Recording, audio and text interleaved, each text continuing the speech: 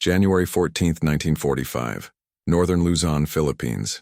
The jungle breathes with humidity so thick it feels solid, tangible, suffocating. In a clearing carved by violence 3 days prior, the wreckage of a B-24 Liberator bomber lies twisted and broken like the skeleton of some prehistoric beast. Its fuselage is split open, exposing ribs of aluminum and steel. Its wings are crumpled, one torn completely free and resting 30 meters away against a mahogany tree. Its 4 engines are silent, cold, useless. Scattered around the wreck are shell casings, discarded ration tins, bloodstains already turning brown under the relentless tropical sun. And kneeling beside the fuselage, armed with a wrench salvaged from the plane's toolkit and a determination that borders on obsession, is Second Lieutenant James Jimmy Caldwell, 23 years old, mechanical engineer from Detroit, now acting commander of 11 surviving soldiers cut off behind Japanese lines. His hands move with practiced precision, disconnecting the bomber's twin .50 caliber tailguns from their hydraulic mounts. Around him, his men watch with expressions mixing exhaustion, doubt, and desperate hope. They've been running for 72 hours since their transport convoy was ambushed. They're outnumbered, outgunned, surrounded. Standard doctrine says surrender or die trying to break through. But Caldwell sees something else. Raw materials, components, potential. He sees not wreckage, but opportunity. The possibility of transforming defeat into defense, debris into fortress. The other soldiers don't understand yet. They will. The Philippines campaign of January 1945 is brutal mathematics written in blood and mud. American forces, having landed at Lingayen Gulf on January 9th, push south toward Manila against increasingly desperate Japanese resistance. General Yamashita's 14th Area Army, 275,000 troops, has abandoned the defense of Manila's open approaches, instead fortifying the mountainous regions of northern Luzon, where terrain favors defenders. The strategy is simple and savage. Delay the American advance, inflict maximum casualties, hold out until reinforcements arrive that will never come. Every ridge becomes battlefield. Every valley becomes killing ground. Supply lines stretch thin across jungle roads where ambush is constant threat. Lieutenant Caldwell's story begins 3 days earlier, January 11th, when his engineering unit was traveling in convoy from Lingayen beachhead to forward positions 30 kilometers inland. 15 trucks carrying bridging equipment, construction materials, technical personnel, engineers, not infantry, men trained to build roads and clear obstacles, not to fight pitched battles. The ambush came at 14:30 hours on a narrow jungle road where visibility was 15 meters and maneuvering room was 0. Japanese troops, estimated company strength, 120 to 150 soldiers, attacked from both sides simultaneously with machine guns, mortars, and devastating precision. The convoy disintegrated in 4 minutes. Trucks burned, men died, survivors scattered into jungle. Caldwell rallied 11 soldiers, 3 engineers from his unit, 5 infantrymen separated from their company, 2 medics, 1 radio man whose radio was destroyed in the ambush. None were combat specialists. None had extensive infantry training. Their combined ammunition, 240 rounds of rifle ammunition, 3 hand grenades, 1 Browning automatic rifle with 60 rounds. Against them, Japanese company with full armament, intimate knowledge of terrain, supply lines intact. Survival seemed improbable. Escape seemed impossible. Fighting seemed suicidal. They retreated north-northeast, moving through jungle so dense that progress was measured in meters per hour. On January 13th, they discovered the crashed B-24, wreckage from a bomber shot down during operations supporting the Lingayen landings. The crew had evacuated. Parachutes were missing, emergency kit was gone, no bodies remained. But the plane itself, though destroyed as aircraft, was intact as resource. 4 .50 caliber machine guns still mounted, ammunition boxes containing 1,400 rounds, armor plating from fuselage and turrets, aluminum structural components, hydraulic fluid, electrical wiring, tool kits, emergency rations. Caldwell walked around the wreck for 10 minutes, mentally cataloging components, calculating possibilities. Then he turned to his exhausted men and said something that sounded insane. "We're not running anymore. We're going to make them regret finding us." The initial reaction is skepticism bordering on mutiny. Sergeant Mike Dawson, 31 years old, career soldier, veteran of Guadalcanal, stares at Caldwell like the lieutenant has lost his mind. "Sir, With respect, we need to keep moving. Every hour we stay stationary, they tighten the noose. We should be trying to break through to our lines, not whatever this is. He gestures at the wreck with mixture of frustration and disbelief. The other soldiers murmur agreement. They're engineers and support personnel, not frontline infantry. Their training emphasized retreat and evasion, not fortification and defense. The idea of stopping, of deliberately choosing to fight, contradicts every survival instinct screaming inside their exhausted minds. But Caldwell has done calculations that others haven't considered. We've been moving for 3 days, he says, voice calm but firm. We've covered maybe 8 kilometers. The Japanese have patrols everywhere. Our ammunition is almost gone. We have 2 men who can barely walk from infected wounds. We try to keep running. We die tired. We try to break through. We die quickly. He pauses, letting reality sink in. Or we turn this wreck into something they don't expect. We have machine guns they don't know we have. We have armor plating. We have elevation. This clearing sits on a slight rise with decent sight lines. We have surprise.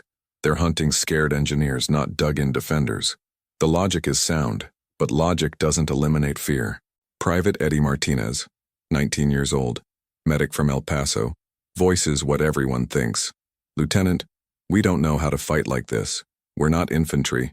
We build bridges. We fix trucks. Caldwell meets his eyes steadily. I know, but I also know that machine gun doesn't care who pulls the trigger. I know that armor plate stops bullets same whether it's on a plane or a foxhole. I know that 10 men behind prepared positions can hold off 50 if they choose terrain right and don't panic. He looks at each soldier in turn. I'm not ordering you to stay. Anyone who wants to keep running, go now. No judgment. But I'm staying. And I'm turning this wreck into fortress. Nobody leaves. Not because they believe in the plan, but because they don't believe in alternatives. Exhaustion, wounds, dwindling ammunition, and mathematical certainty that running just delays inevitable.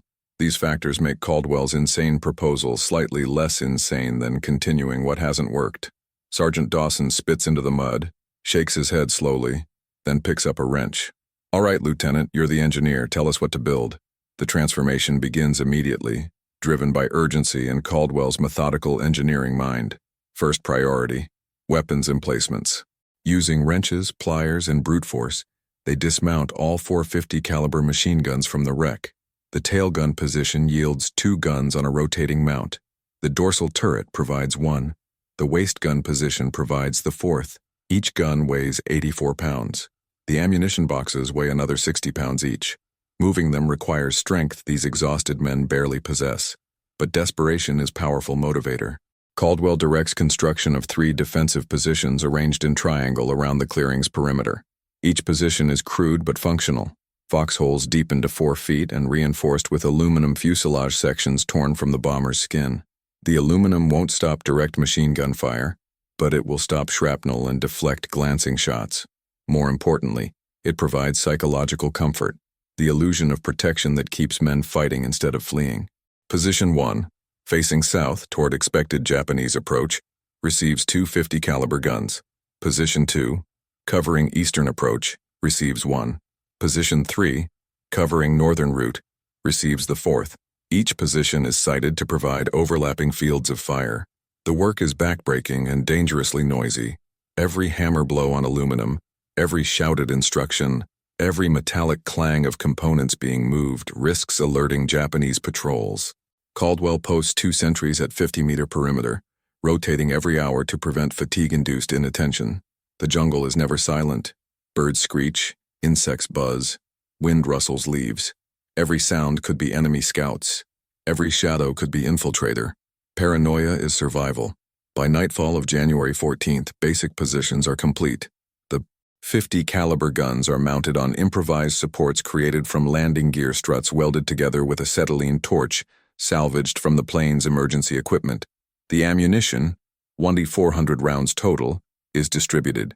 800 rounds for position 1, 300 for position 2, 300 for position 3. Caldwell calculates fire discipline requirements. 5-round bursts maximum, aimed fire only, no suppressive fire unless absolutely necessary. At that rate, they have maybe 20 minutes of combat before ammunition exhaustion. The men collapse in their positions, too exhausted to eat, too tense to sleep properly. Sergeant Dawson approaches Caldwell as darkness falls completely. "Sir, what happens when they come with more than we can hold?" Caldwell stares into the jungle, seeing nothing but hearing everything. "Then we make them pay so much that the next patrol thinks twice." It's not comforting answer, but it's honest one. And honesty at this point is all he can offer. The Japanese arrive at 6:45 on January 15th. Not the full company Caldwell expected, but reconnaissance patrol. 12 soldiers moving cautiously through jungle, probing for survivors from the convoy ambush. They enter the clearing from the southeast, weapons ready but not yet alert to danger. They see the crashed bomber, recognize it as American, assume it's simple wreck. They don't see the foxholes. They don't see the machine gun barrels hidden behind aluminum plate and foliage. They don't see 11 exhausted Americans watching them through improvised firing slits with fingers on triggers and hearts pounding like drums. Caldwell lets them advance to 30 meters before giving hand signal. Position 1 opens fire first. 2 50-caliber machine guns roaring simultaneously with sound like thunder concentrated into metal. The heavy rounds, each weighing 1.7 ounces, traveling at 2,900 feet per second, tear through human bodies with devastating effect. The first Japanese soldier disintegrates, torso exploding, limbs separating, death instantaneous. The second and third soldiers fall within half-second. The patrol scatters, seeking cover that doesn't exist in the cleared space. Position 2 opens fire from the flank, short controlled bursts that catch 2 soldiers attempting to retreat into jungle. Position 3 holds fire, waiting for targets that never appear in their sector. The engagement lasts 18 seconds. 11 Japanese soldiers dead or dying. 1 escapes into jungle, wounded but mobile. American casualties, 0. Ammunition expended, approximately 120 rounds, less than Caldwell calculated due to excellent discipline and devastating effectiveness of 50-caliber fire at close range. The silence after the gun cease is profound, disturbing, filled with ringing ears and the wet sounds of men dying.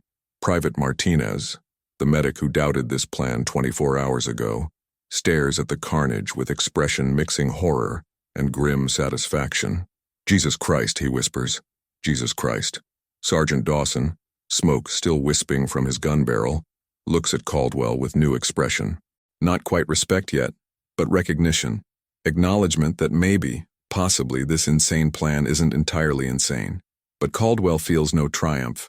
He knows what comes next. The escaped soldier will report American position, strength, capabilities. Within hours, maybe less, larger force will arrive. Not reconnaissance patrol, but assault element. Not 12 soldiers, but 50, 80, maybe more. And next time, they'll be prepared. They'll know about machine guns. They'll approach differently. They'll bring mortars, possibly artillery. The clock is ticking, and Caldwell's fortress, impressive against reconnaissance patrol, might prove inadequate against determined assault. The next 6 hours are frantic improvement of defenses mixed with dreadful anticipation. Caldwell knows they bought time with Japanese blood, but time is finite resource counting down toward inevitable assault. He drives his men hard, upgrading positions, expanding fields of fire, creating fallback positions. The bomber's wreckage continues yielding materials. Armor plating from the bomb bay doors is repositioned to create overhead cover against mortar fire. The cockpit's bulletproof windscreen is salvaged and installed in position 1 to protect gunners. Electrical wiring is stripped and used to create crude alarm system around perimeter. Tin cans attached to wire that will rattle if disturbed. Corporal Eddie Johnson, one of the 3 engineers from Caldwell's original unit, demonstrates unexpected talent for improvisation. He salvages the bomber's auxiliary power unit, gets it running despite damaged housing, uses it to power work lights scavenged from the plane's interior. For the first time since the ambush, they have electric light. It seems trivial, almost frivolous, but the psychological impact is significant. Light means visibility. Visibility means security. Security means reduced panic. Johnson also rigs the APU to a siren salvaged from the bomber's warning system. "If they hit us at night," he explains, "we'll need noise to coordinate response." Caldwell approves immediately, but while some soldiers work, others deteriorate. Private First Class Tommy Wu, infantry soldier separated from his unit during the initial ambush, sits in position 3 staring at his hands, which won't stop trembling. He participated in the morning firefight, fired controlled bursts as trained, watched men die through his gun sights. Now reality settles. He killed people, not abstractions, not enemies at distance, but human beings whose faces he saw, whose screams he heard, whose blood now stains soil 30 meters from where he sits. Combat veterans know this transition, this psychological rupture between training and reality. Wu has no veteran to guide him through it. He simply sits, hands shaking, staring at nothing.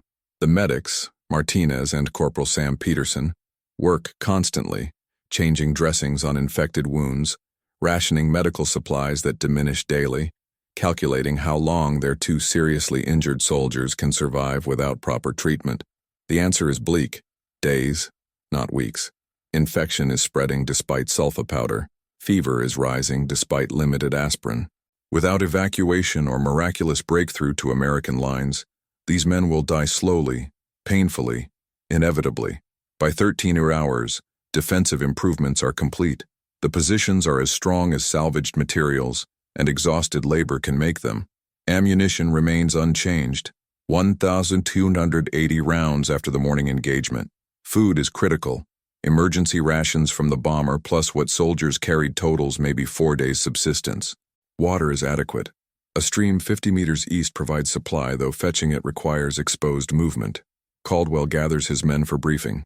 They're coming, he states flatly. Probably before nightfall. Probably with numbers we can't match. Our advantage is position, firepower, and surprise. They expect survivors, not fortress. Disadvantage is everything else. Questions? Nobody speaks. What questions could matter now?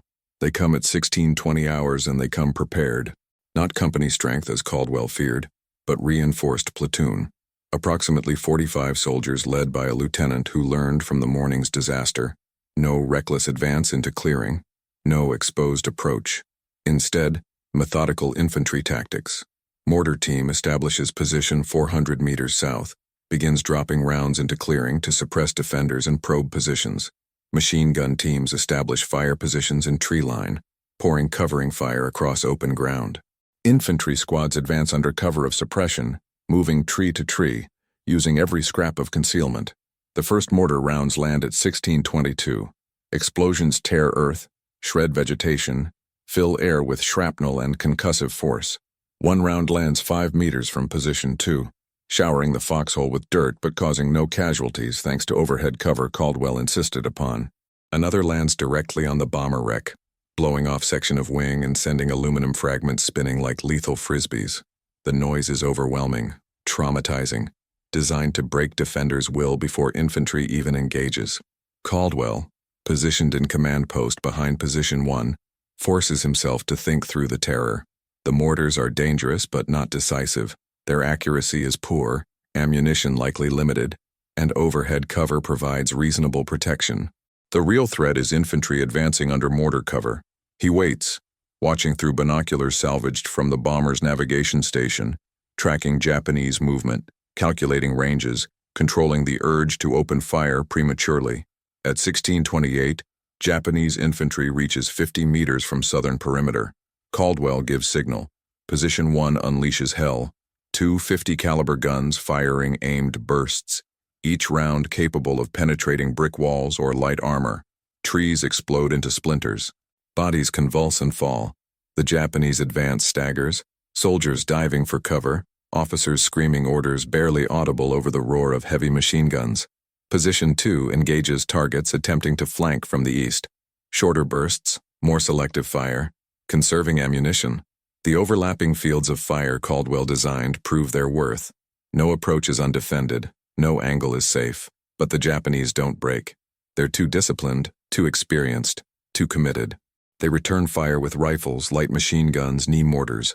Rounds impact aluminum plate with sounds like hammers on anvils. Shrapnel whistles overhead. A bullet finds gap in position 1's armor, grazes Sergeant Dawson's shoulder, draws blood but doesn't disable. He keeps firing, cursing steadily, barrel glowing cherry red from sustained firing. The battle settles into brutal stalemate. Japanese can't advance without suicidal casualties, but Americans can't retreat and can't sustain this expenditure of ammunition indefinitely. Caldwell checks his calculations. At current rate of fire, they have 12 minutes before ammunition exhaustion. 12 minutes between fortress and tomb. At 16:35, with ammunition counters dropping toward critical levels, Corporal Johnson implements improvisation that borders on insanity. Using wire, pulleys salvaged from the bomber's control system, and a 55-gallon drum of aviation fuel found in the wreck's remains, he creates incendiary delivery system. The concept is simple and terrible. Fuel-filled containers attached to wire system that can swing them 30 meters into tree line where Japanese infantry shelters. Ignition via tracer rounds from the 50 caliber guns. Execution via desperation and engineering creativity. "Sir," Johnson shouts over gunfire, "I can drop fuel bombs on their positions, but I need covering fire and 30 seconds of hell." Caldwell doesn't hesitate. "Do it." Position 1 increases rate of fire, suppressing Japanese positions with sustained bursts that drain ammunition but buy precious seconds. Johnson and Private Martinez drag the first container, a belly tank from the bomber's fuselage holding 20 gallons of high-octane aviation fuel, to launching position. They attach it to improvised catapult mechanism, aimed toward densest Japanese concentration. Release. The container arcs through air-trailing fuel vapor, lands 25 meters into tree line, ruptures on impact. Fuel splashes across vegetation, soil, 3 Japanese soldiers who don't understand what's happening until position 1 gunner fires single tracer round. The ignition is instantaneous and apocalyptic. Aviation fuel burns at 1,880 degrees Fahrenheit, hot enough to melt aluminum, flesh, resolve. Flames erupt in mushroom cloud, consume trees, consume men, consume oxygen. Screams pierce the gunfire. Terrible, high-pitched, mercifully brief. Japanese soldiers retreat from the inferno, discipline fracturing under primal fear of burning alive. Caldwell watches with expression mixing strategic satisfaction and moral horror. This isn't clean combat. This isn't honorable warfare. This is survival through any means available, ethics subordinated to necessity. But it's working. The Japanese assault wavers, stalls, pulls back to regroup. The mortars cease firing, either ammunition exhausted or forward observers driven back by flames. For the first time since the battle began, silence returns except for crackling flames and occasional scream from wounded. Ammunition count, 380 rounds remaining. Casualties, Dawson wounded but functional. Wu in shock but alive, 2 seriously injured men deteriorating but stable. Time, 16:42 hours. The Japanese will regroup and attack again, probably at night when flames provide illumination for them instead of defense for Americans. Caldwell has bought time, paid in fuel and fire and screams. Now he must decide, fortify and wait, or attempt breakout while enemy is disorganized. The wrong choice means death. The right choice means maybe, possibly, surviving until tomorrow. Darkness falls like curtain at 1845, and with it comes new terror. The Japanese don't withdraw, they encircle. American sentries hear movement in jungle, branches cracking, voices murmuring in Japanese, equipment rustling. The enemy is repositioning, preparing night assault, exploiting darkness to negate American advantages in fields of fire and heavy weapons. Caldwell's fortress, formidable in daylight, becomes claustrophobic trap in darkness where muzzle flash reveals positions and sound travels without reliable direction. At 19:30, Corporal Johnson activates his secondary innovation, electric lights powered by the bomber's auxiliary unit. Suddenly, the clearing floods with harsh white illumination from work lights positioned to face outward, turning perimeter into illuminated kill zone while defenders remain in relative shadow. The psychological impact is immediate and profound. Japanese soldiers accustomed to owning the night now face enemy, who can see them while remaining concealed. It's reversal of expectations, advantage created from crashed bombers' remnants, and one engineer's creativity. The Japanese probe at 2015, small teams testing defenses, seeking weak points, drawing fire to map positions. Caldwell orders strict fire discipline. Only shoot what you can kill. No warning shots, no suppression. Every round counts. Position 2. Gunner spots 3 soldiers attempting infiltration from northeast, waits until they're 15 meters away, fires 8-round burst that drops all 3. Position 3 engages pair, attempting to reach the wreck itself, possibly seeking to sabotage American positions from within. 6 rounds, 2 kills, silence. But these are probes, not main assault. The real attack comes at 22:40 when mortars resume bombardment. Brief, violent, designed to force defenders into cover. Under cover of explosions, Japanese infantry charges from 3 directions simultaneously: south, east, northeast. It's coordinated, professional, terrifying. 40 soldiers advancing with grenades, rifles, light machine guns, determination born of orders that leave no room for failure. American 50 caliber guns roar in darkness. Muzzle flashes like lightning, tracers drawing red lines across black canvas. The illuminated kill zone becomes slaughterhouse. Japanese soldiers caught in light, cut down by heavy machine gun fire, bodies falling, piling up, creating obstacles from corpses. But some reach 20 meters, 15 meters. Grenades fly toward American positions. One lands in position 3, doesn't detonate. Dud that spares 4 lives by mechanical failure. Another explodes between positions, wounding no one but destroying section of alarm wire. At position 1, Sergeant Dawson's gun jams, overheated from sustained firing. Mechanism seizing despite proper maintenance.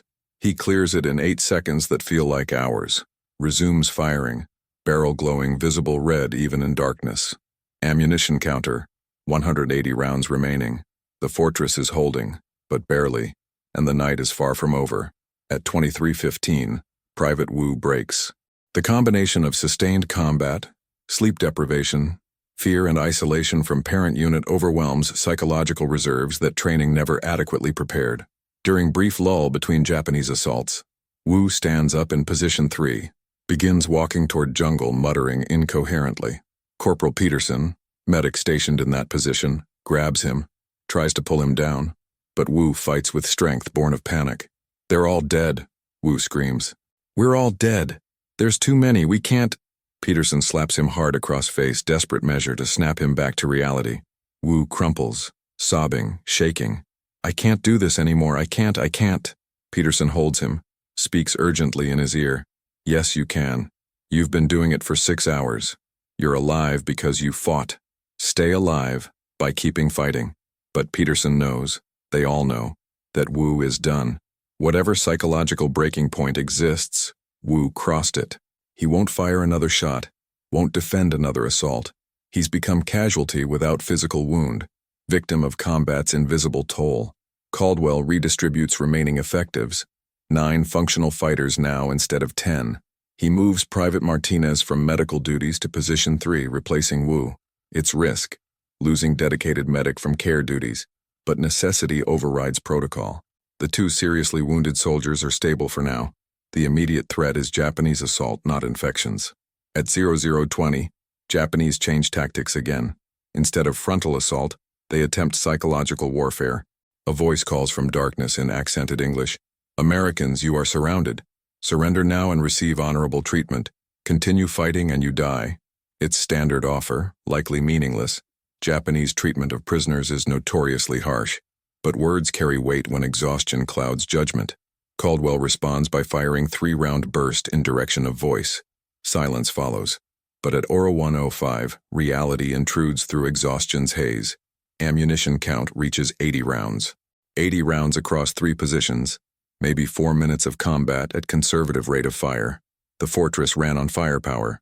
Without firepower, it's just holes in ground defended by terrified men with rifles. Caldwell gathers position commanders, Dawson, Johnson, Peterson, for whispered conference. "We have 2 options," he says flatly. "Stay here and die when ammunition runs out, probably dawn, or attempt breakout now while we still have covering fire capability." Dawson spits blood. He bit his tongue during earlier explosion, and laughs without humor.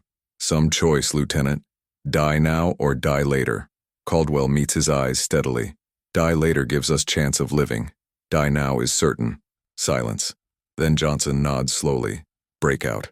At least we'll die trying something instead of waiting." The breakout plan is crude necessity shaped by desperation. At 02 more hours, using remaining ammunition in concentrated burst, they'll suppress Japanese positions to north, direction opposite their likely expectation, then evacuate the fortress in 2 groups. First group, 6 mobile fighters carrying weapons and remaining ammunition. Second group, 3 wounded including Wu, supported by medics. They'll move fast and quiet through jungle, navigating by compass toward American lines estimated 12 kilometers northwest. Success probability, low. Alternative probability, 0. At 01:45 they prepare. Salvage what they can carry. Rifles, ammunition, medical supplies, water, emergency rations. Destroy what they must leave. Caldwell uses thermite grenade from the bomber's emergency kit to sabotage the 50 caliber guns, ensuring Japanese can't use them if Fortress falls. The weapons that saved them now melt into useless slag. It feels like betrayal, like abandoning loyal comrades, but pragmatism dictates denial to enemy. At 01:58, Caldwell makes final inspection. Men exhausted beyond description, faces hollow, eyes distant. Wu unresponsive, carried by Martinez and Peterson. 2 seriously wounded, semi-conscious, loaded on improvised stretchers. But they're alive. Against absurd odds, against superior numbers, they're still alive. The Fortress, this impossible construction of salvaged bomber parts and desperate engineering, gave them that. Bought them 30 hours when they had 0. Turned wreckage into weapon, debris into defense, defeat into defiance. At 02 seconds exactly, Position 1 opens fire. Final sustained burst, all remaining ammunition, pure suppressive fire without regard for accuracy or conservation. 70 rounds in 12 seconds toward estimated Japanese positions to north. Then silence. Guns empty. Magazine empty. Defense empty. Time to run. They evacuate in order. Johnson leads first group, moving fast through predetermined route. Caldwell brings up rear with second group, hurting wounded, providing security. The jungle at night is nightmare navigation. Roots grab ankles, branches slash faces. Sounds multiply into phantom threats. Every 50 meters they pause, listening, ensuring Japanese haven't detected retreat. At 02:25 they hear sounds from Fortress, shouts, gunfire, explosions.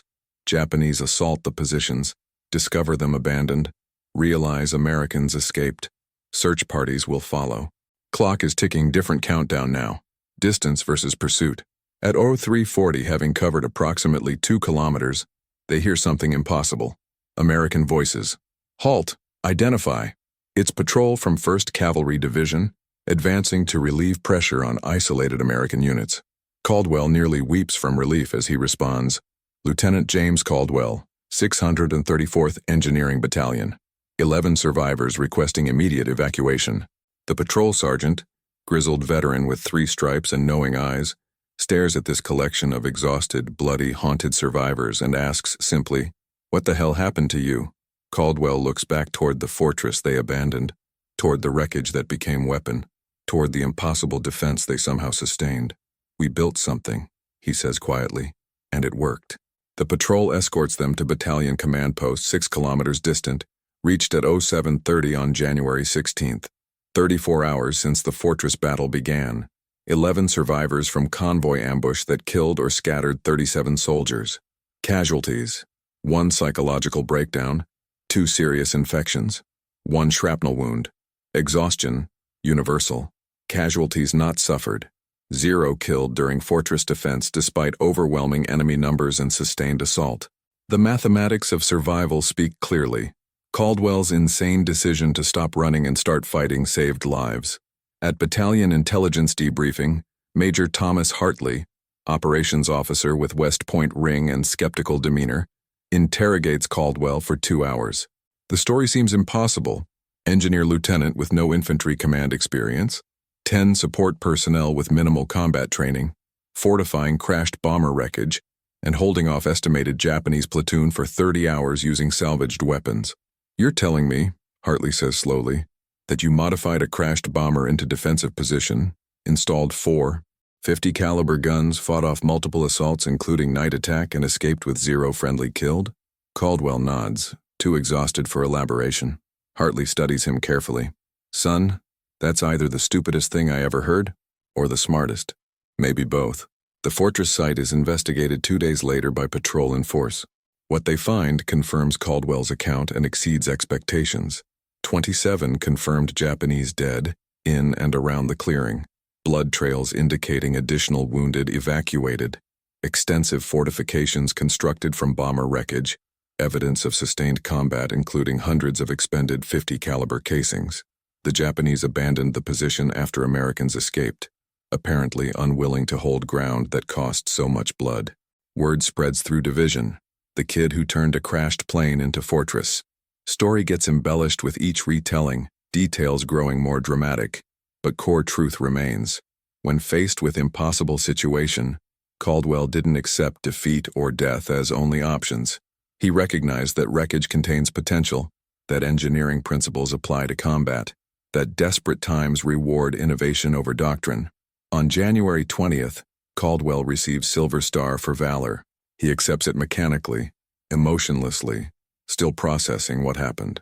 Sergeant Dawson, Corporal Johnson, and Private Martinez receive Bronze Stars. The seriously wounded soldiers are evacuated to hospital ships. Private Wu is transferred to psychiatric care, what later generations will call PTSD, what 1945 calls combat fatigue. The fortress itself becomes minor legend. Patrols detour past the site to see where 11 Americans held impossible ground. But for Caldwell, lying in cot staring at tent ceiling, the experience raises questions that medals don't answer. How many other impossible situations aren't actually impossible? How many soldiers die following doctrine when innovation might save them?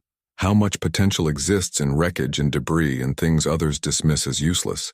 He doesn't have answers, but he knows absolutely that assumptions about what's possible often limit survival more than actual limitations do.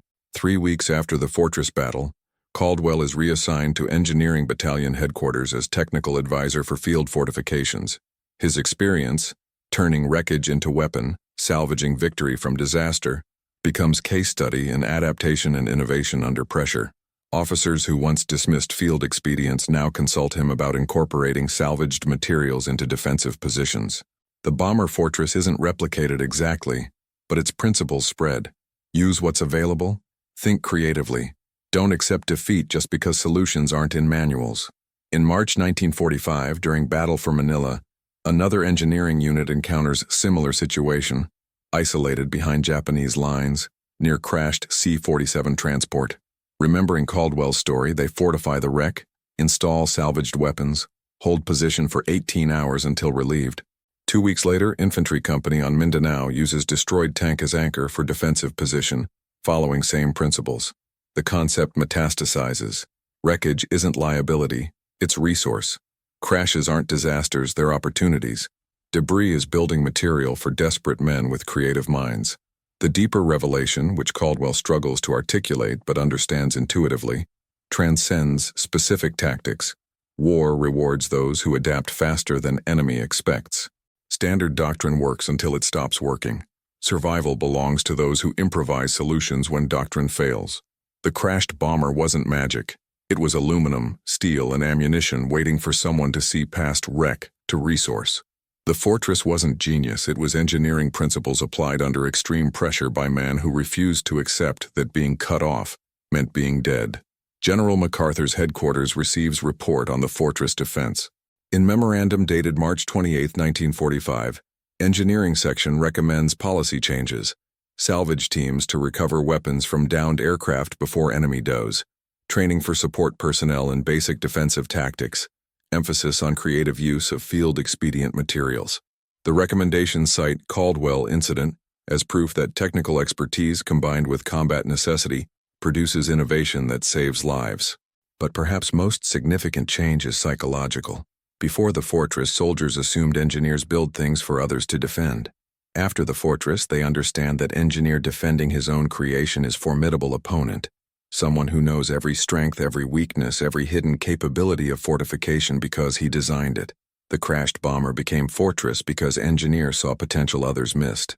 That insight, that technical knowledge is force multiplier in combat, reshapes how Army thinks about integrating support personnel into combat operations. The war ends 4 months later. Caldwell survives, returns to Detroit, resumes civilian engineering career. He never talks publicly about the fortress, never writes memoir, never seeks recognition beyond medal he received. But in engineering firms across America, in universities teaching military history, in officer training courses at West Point, the story persists. The young engineer who turned wreckage into fortress, who refused to die according to expectations, who proved that sometimes the most powerful weapon is refusal to accept that you're beaten. James Caldwell returns to civilian life in September 1945. resumes position at Ford Motor Company's engineering division, applies wartime lessons to peacetime problems. He never speaks publicly about the fortress, but he carries its lessons. Resources exist in unexpected places. Problems have solutions that manuals don't contain. Survival rewards those who see potential others miss. These principles shape his engineering career. He becomes known for unconventional solutions, for seeing uses for waste materials, for designs that maximize function from minimal resources. Sergeant Mike Dawson remains in military, retires as Command Sergeant Major in 1965. He keeps photograph of the fortress site in his desk drawer, black and white image showing twisted bomber wreckage surrounded by crude foxholes. When young soldiers ask about his combat experience, he tells them about the lieutenant who turned crashed plane into weapon. Most important lesson I ever learned, Dawson says, is that being beaten and accepting defeat are different things. Caldwell taught me that. Corporal Eddie Johnson returns to civilian life, becomes mechanical engineer, teaches at MIT starting in 1952. In his engineering design courses, he occasionally uses the fortress as case study. You have 11 lives, limited materials, impossible situation, solve the problem. Students who complain about resource constraints get shown photograph of men building defenses from bomber wreckage while enemy closes in. That's real limitation, Johnson tells them. Everything else is just inconvenience. The crashed bomber fortress never appears in major military histories. Its footnote, minor incident in campaign that included thousands of engagements.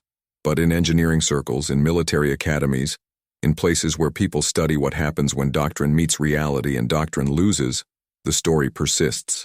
Not because it's tale of heroism, though courage was required, but because it's demonstration of principle. Potential exists everywhere. Seeing it requires looking past assumptions. In 1968, during research for book on Pacific War logistics, military historian discovers files on the fortress defense. He interviews Caldwell, now 62, successful engineer, quiet man, uncomfortable with attention. Why did you think to fortify the wreck? The historian asks. Caldwell considers the question carefully before answering. I didn't think about it as brilliant strategy. I looked at bomber and saw components. Weapons, armor, structure. I looked at our situation and saw engineering problem. Insufficient defensive capability. Inadequate resources by conventional measure. Solution was matching components to problem. That's just engineering. But it wasn't just engineering. It was engineering applied when stakes were measured in lives, when failure meant death, when creativity meant survival.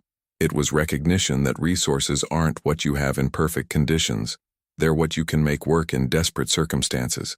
It was proof that sometimes the difference between fortress and wreckage is simply someone willing to see one instead of the other. They mocked the young engineer who wanted to fortify a crashed plane, until he turned that wreckage into fortress that held impossible ground. Then mockery became respect, and respect became recognition. In war, as in engineering, potential belongs to those who refuse to see limitations as final. Caldwell proved that crashed bombers can become fortresses. In doing so, he proved something larger, that defeated isn't same as beaten unless you accept it as such.